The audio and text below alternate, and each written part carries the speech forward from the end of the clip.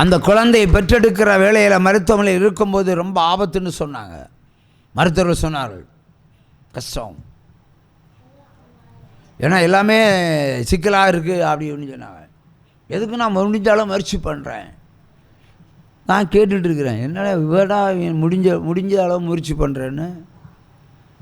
பிரசவம் பார்க்குறதுக்கு என் தேவன் வருவார், இவே எதுக்கு வராவ இன்னும் சொல்லிவிட்டு இவங்க எல்லாம் சோகத்தில் குடும்பமாக தலையில் கை வச்சு நிற்கிது.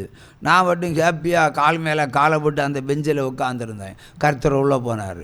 நான் டைம் பார்த்தேன், 11:20 பிரசவ நேரம். அடுத்த கட்டம் 11:30 இவங்க வராங்க. டாக்டர் வேகம், டாக்டர் ஆப்ரேஷனுக்கு தான் போகிறாங்கன்னு.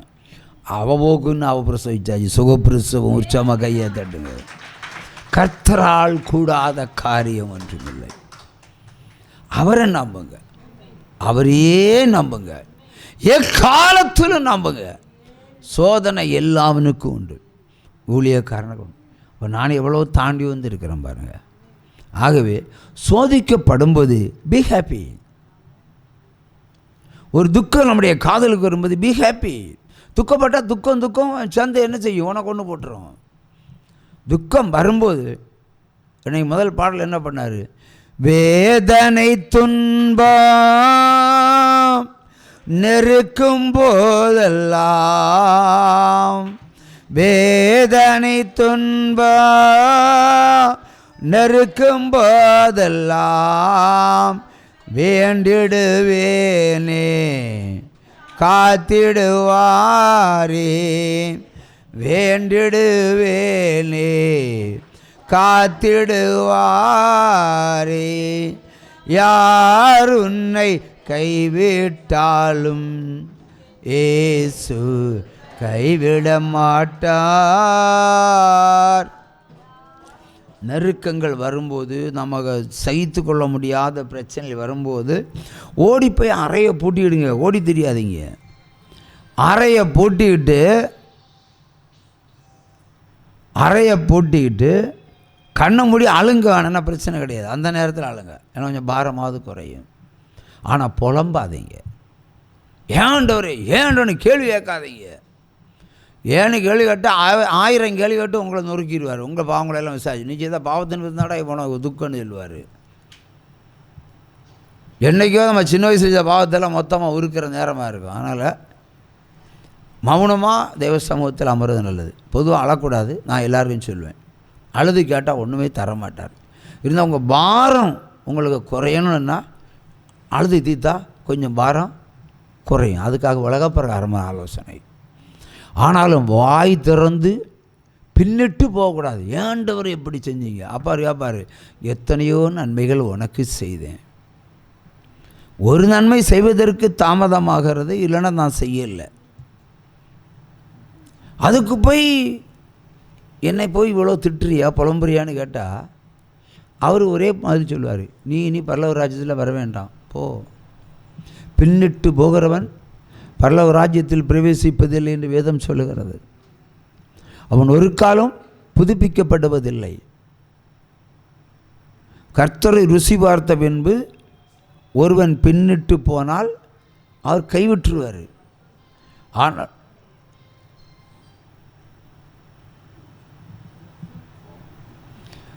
உக்கிற கோபத்தை நீ பார்ப்ப. செல்ஃபோனில் சத்தமே கேட்கக்கூடாது. இங்கே ஏன் சத்தம் மட்டும்தான் கேட்கணும். எத்தனை வாட்டி சொல்கிறது, இந்த செருப்பை கழட்டி போகிற மாதிரி நீ ஃபோனை கழட்டி வைக்க. நாங்கள் ஓட்டு போட போனேன், செல்ஃபோனை வச்சுட்டு போங்க. நான் சொன்னேன், செல்ஃபோனை வச்சுட்டு போனால் நீ இந்த ஃபோனு யாரில் திரும்பி வரும்போது நீ ஃபோனை தரலன்னா அதுக்கு ஒரு டோக்கனை கையில் தந்துட்டா. அதே மாதிரி டோக்கன் சிஸ்டம் வைக்க வேண்டியதான். செல்ஃபோனெல்லாம் வச்சுட்டுங்கன்னு கொஞ்சம் புரிஞ்சுங்க. தேவாலயம் நமக்கு இது என்ன பொறுத்தவரை ஒரு பரலோகம். இங்கே நீங்கள் எப்படி இருக்கணுமோ அப்படி தான் இருக்கணும். இங்கே ஒரு கால் அங்கே ஒரு காலும் வைக்காதீங்க. சொல்கிறதே கேளுங்க, நல்லதை எடுத்துடுங்க. உங்களுக்கு கெட்டன்னு தெரிஞ்சால் விட்டுருங்க. செல்ஃபோனை வச்சுக்கிட்டு பேசிகிட்டு இருக்காதீங்க. நானே செல்ஃபோனை சைலண்டாக வச்சுருக்கேன். நானும் பேசிகிட்டு இருக்கேன்டா. எனக்கு ஒரு ஊழிய ஃபோன் வரும். ப்ரெஸ்ஸை வாட்டில் ஒருத்தி இருப்பாள், பாஸ்ட் ஜோம் பண்ணுங்க, மைக் ஆன் பண்ணி ஜோம் பண்ணுவேன். இந்த ஃபோனை ஆன் பண்ணி ஜோம் பண்ணுவேன். அதை வைப்பேன். அடுத்த செகண்டில் பாஸ்டர் எங்கே இருக்கீங்க, எனக்கு ஒரே வயிற்று போக்காரு, ஜோம் பண்ணுங்க. உடனே ஃபோன் ஆன் பண்ணி அல்லேலூயா ஆண்டவரே இந்த மகளுடைய வயிற்று பக்கம் நிறுத்தும் ஆண்டவரேன்னு சொல்லி ஜோம் பண்ணுவேன். அடுத்த வீட்டில் ஒரு பையன் சொல்லுவேன், ஏன்னா கல்யாணம் ஆகணும் ஜோம் பண்ணுங்கன்னு, நான் ஜோம் பண்ணுவேன். புரியுதா? ஜோம் பண்ணுவேன். அதுக்கப்புறம் இன்னொரு ஸ்திரீ, நான் படித்து பாஸ் ஆகணும், நல்லா மார்க் அடிக்க ஜோம் பண்ணுங்க, நான் அதுக்கும் ஃபோன் ஆன் பண்ணி ஜோம் பண்ணுவேன். அப்போ 2.5 மணி நேரம் அவங்களுக்கு சுவிசேஷம் சொல்கிற நேரத்தில் நான் 2.5 மணி நேரம் ஃபோனில் பேசிகிட்டு இருப்பேன். வேணா ஆன் பண்ணி வச்சுட்டா எவ்வளோ சத்தம் கேட்க நீங்கள் பார்த்துக்கிடுவீங்க. புரியாது. இது குப்பை தொட்டி போக வேண்டியது. உடைச்சா தானாக ஆஃப் ஆகும். அப்போ நான் செல்ஃபோன் ஆன் பண்ணிச்சா ஃபோன் வந்துகிட்டே இருக்கும். உங்களுக்கு அப்போ நீங்கள் கேள்வி, இந்த பாஸ்டருக்கு நான் பைத்தியமா, ஃபோன் ஆன் பண்ணி வச்சுருக்காரு, அதை ஆஃப் பண்ண அவருக்கு தெரியல இப்படி நீங்கள் என்ன கேட்பீங்களா இல்லையா? நான் வேணால் ஒரு நாளைக்கு இப்போ வேணால் நான் இன்னும் கொஞ்சம் நேரம் பேசுவோம், இப்போ நான் ஆன் பண்ணி வச்சுக்கிறேன், எத்தனை ஃபோன் வரும்னு நீங்கள் பார்த்துடுங்க. யாருக்கா கேட்க முடியுமா? அப்போ உங்களுக்கே அருவருப்பாக இருக்குது. அதே மாதிரி தான் இது சர்ச்சுன்னு சொல்லிப்பாங்க, தேவாலயன்னுவாங்க. செல்ஃபோனை சைலண்டாக வச்சுடுங்க. அப்படி என்னங்களும் எமர்ஜென்சி தீவிரமான காரியம் ஒன்று நீங்கள் வெளியே போய் பேசுங்க, அதுக்கு நான் தடை பண்ணலை. ஏன்னா உங்கள் சுதந்திரம். ஆகவே ஜாக்கிரதையாக எல்லா காரியத்திலும் ஞானமாக இருங்க. ஹல்லேலூயா, ஹல்லேலூயா, ஹல்லேலூயா, ஹல்லேலூயா. வருத்தப்பட்டு பாரம் சுமப்பவரே,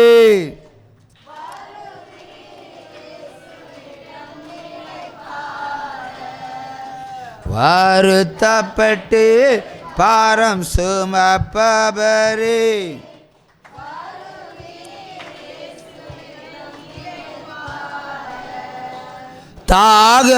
தாகமுள்ளோரே வாருமென்றார், தாகத்தோடு வரும் சமாரியாளை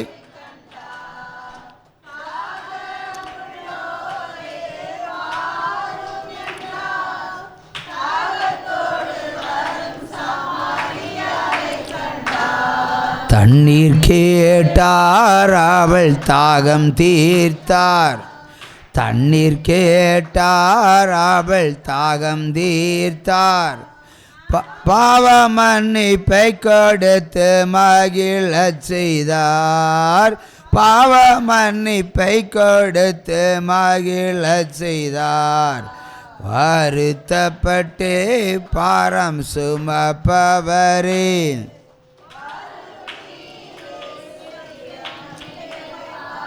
ஹல்லேலூயா.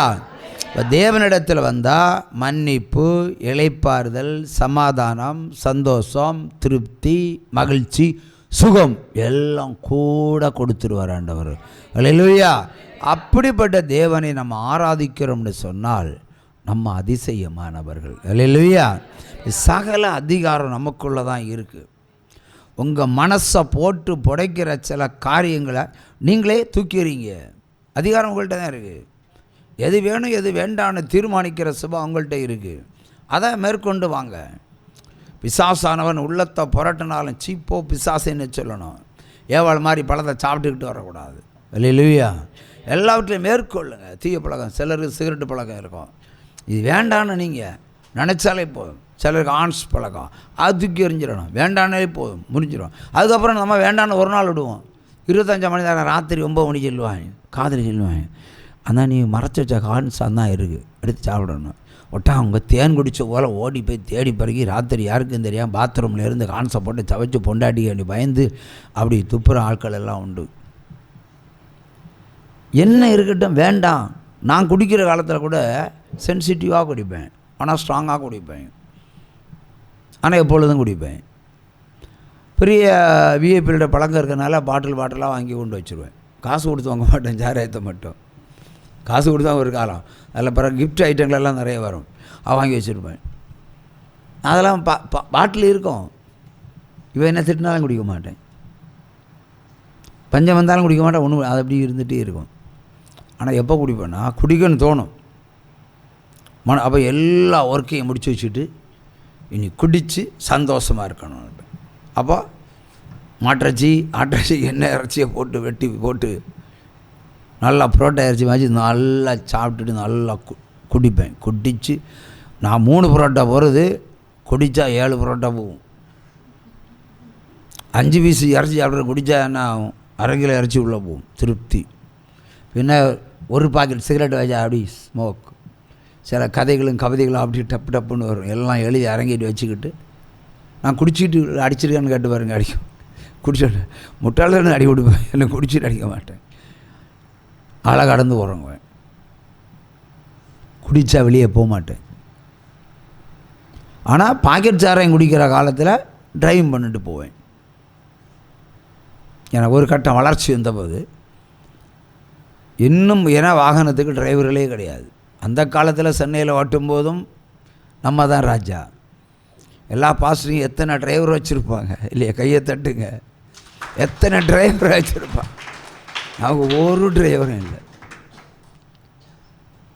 அப்படி பாக்கெட் சாரையும் அடிச்சுக்கிட்டு தான் போகிறோம். அந்த போதாரங்க தான் அடுத்த பாக்கெட்டை கடித்து அடிச்சு போவாங்க. அப்படி வண்டி போயிட்டு இருந்தது. ஆனாலும் லிமிட்டு தாண்டி, பந்தயத்தில் லிமிட்டு தாண்டியிருக்கேன். மற்றபடி ஒன்றும் குட்டியில் கூட நிதானத்தோடு நடந்தேன். நிதானத்தோடு நடந்து போகிற ஒரு சுபாவம்.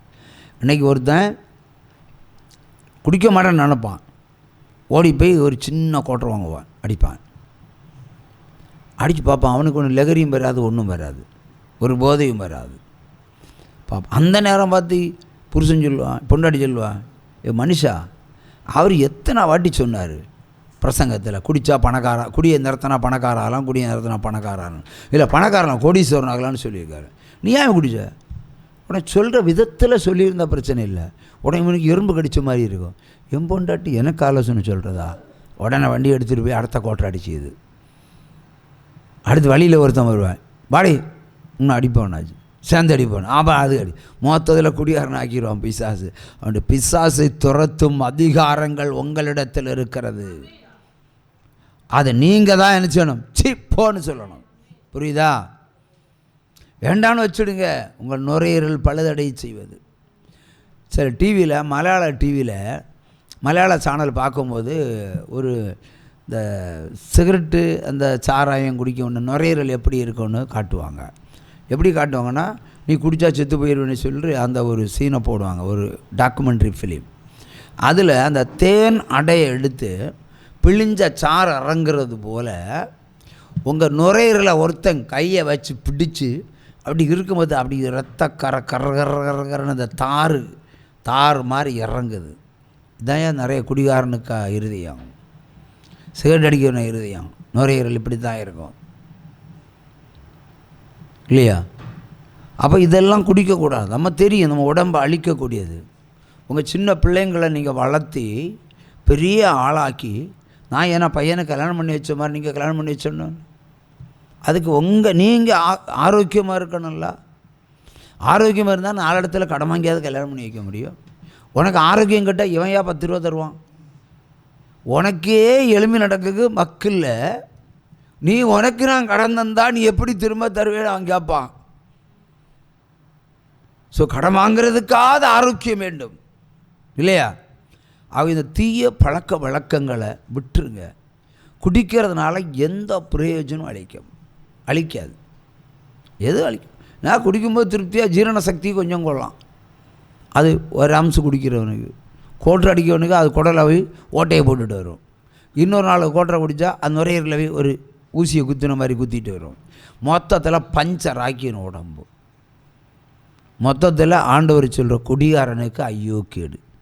குடியை விட்டவன் கோடீஸ்வரன் ஆவான், எந்த சந்தேகம். கூலி தொழிலாளியை கோடீஸ்வரன் ஆவான். ஆகவே சென்சிட்டிவாக நடந்துக்கிடுங்க. நானே நேரத்துக்கு சொன்னேன், ஒரு பிளேடை வச்சு 29 ஷேவிங் பண்ணியிருக்கிறேன்னு. ஆச்சரியமான காரியம். ஏன்னா எத்தனை பிளேடு, 29 பிளேடு, 28 பிளேடுக்கு காசை என்னை சம்பாதிச்சு கொடுத்துருக்கிறாரு. அவனுடைய கூர்மையை அதிகமாக்கிட்டார்.